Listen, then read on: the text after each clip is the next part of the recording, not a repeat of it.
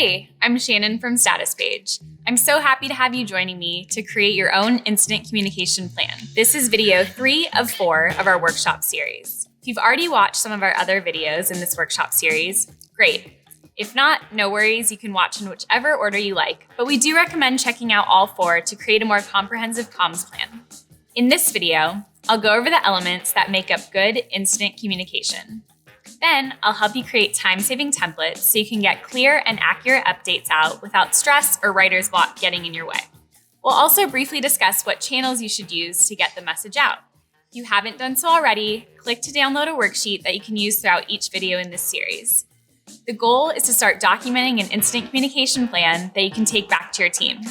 We recommend keeping this as a living document that you can continue to build out. You'll be happy to have it handy next time something goes wrong. To kick things off, let's take a look at some examples of what we've identified as both good and not so good incident communication from these updates we've seen out in the wild. Let's take a look at the first update. Any ideas why this isn't ideal? This incident has been resolved, posted at 15:07 Pacific Time. We are currently investigating an issue that will cause some events to be delayed in the Logs tab or Events API, posted at 9:47 Pacific Time. What we're calling out here is a 5-hour gap in updates. This is way too long to leave customers in the dark for. And this is what can happen when customers get frustrated by a lack of updates. Unacceptable to post only one tweet at 6 p.m. when it's been going on all afternoon. Here's another example of a not so good update. Any ideas what we're calling out here? Remediation applications on the new load balancer configurations are finalized. We have no idea what this means. When communicating with customers, you want to get rid of the tech jargon and provide clear updates that anyone can understand. Last one before we jump into the good examples. What do you think we're pointing out here? Over the past few weeks, we have identified the cause of duplicate charges affecting certain Acme Co. customers using credit and debit cards. This issue was not caused by Acme Co. In this example, the company is shifting blame and throwing a vendor under the bus. While it's quite possible that you'll someday have an incident caused by a third party, in your customer's eyes, it's your service that's having the problem. So you need to own it and communicate about it as best as you can. Now let's take a look at some better comms. This is more of what you want to model. What's great about this update? We're working on deploying a permanent fix for this issue. All systems remain operational at this time. Next update within 30 minutes. Here, we love that they're giving users a time frame for the next update. How about this one? We're seeing an elevated error rate in our US and EU data centers. The app should be responsive for most customers, but we are investigating to make sure everything comes back to normal. Here, we love that they're giving expectations on current functionality, so customers know what behavior they can expect. If things are different from them, they know they should probably reach out to support. It's really easy to judge incident communication in hindsight, but it's a lot harder when you're the one tasked with writing the updates while things are on fire and you're stressed. That's why we recommend creating pre-written templates that you can easily pull from when things go wrong.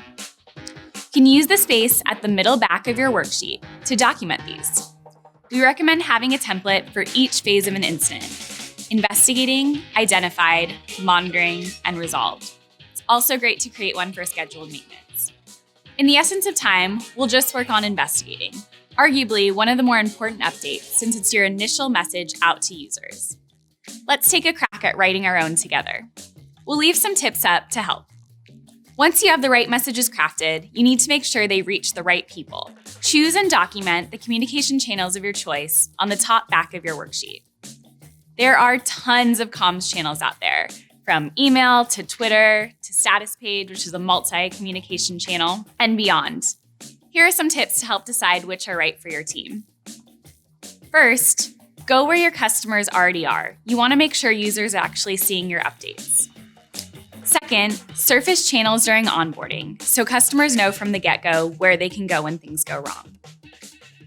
Third, document all channels in a place everyone on your team has access to. And fourth, have a team or role dedicated to each. A quick note that Statuspage can act as a hub where you post once, then shoot updates out through various channels like text, email, and Twitter. After you test your new templates out in real life, we recommend running a retrospective to see how they worked out. We have an Atlassian playbook play called Incident Response Communications that can help with that.